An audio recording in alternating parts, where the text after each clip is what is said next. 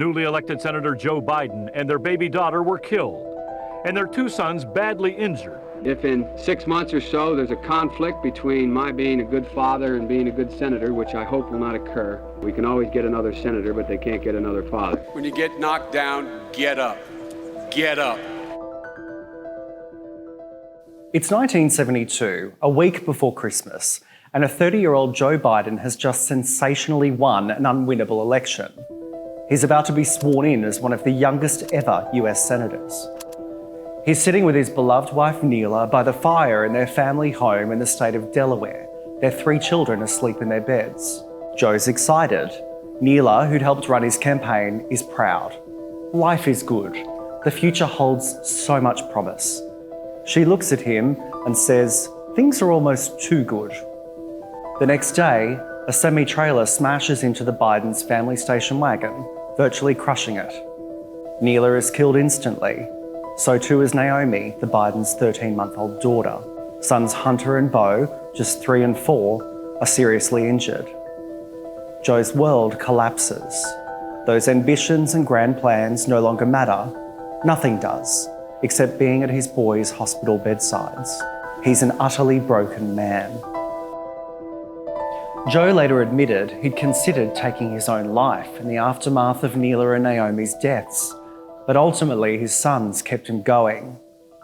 He also wrote of being consumed by rage, sometimes walking through rough neighbourhoods late at night, hoping to stumble upon someone who wanted a fight.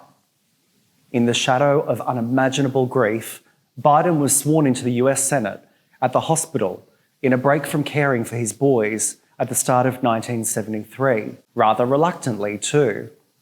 He wanted to quit, relinquishing the Senate seat he'd just historically won, but staff and supporters convinced him to try the job just for 6 months. He stuck with it. 6 months became a year became 2, and Joe's resolve became hardened. His ambition slowly returned. On a blind date set up by his brother, Joe met Jill, a school teacher, and they fell in love. They married in 1977 and have a daughter, Ashley.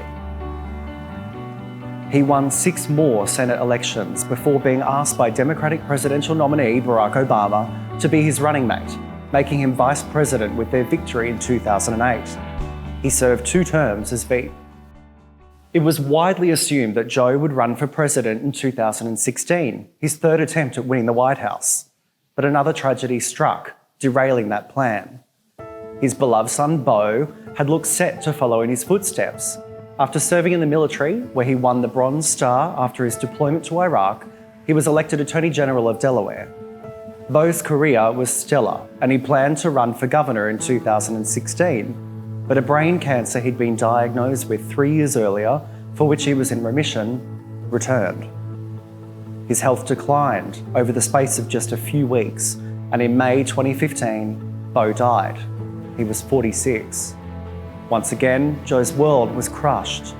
No parent declares a favourite child, but Beau was arguably his. They were cut from the same cloth, the best of friends. Joe Biden has faced great challenges elsewhere in his life, suffering a serious aneurysm in 1998 that was so bad a priest was called to deliver the last rites. Doctors feared, even if he survived, he'd suffer serious health consequences. He made a full recovery.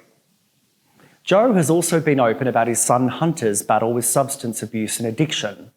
He's been involved in other controversies surrounding his business dealings, all of this playing out very publicly and becoming points of attack against Joe Biden during the presidential campaign.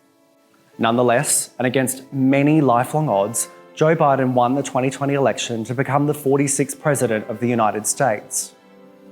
In 2017, when awarding him the Presidential Medal of Freedom, the highest civilian honour in America, Obama said of his close friend, "To know Joe Biden is to know love without pretense, service without self-regard, and to live life fully. Love him or loathe him, there's no denying that Joe Biden's almost half-century of public service is defined by a profound loss and built on a remarkable foundation of empathy and care." If you or someone you know is struggling and need help, reach out for support.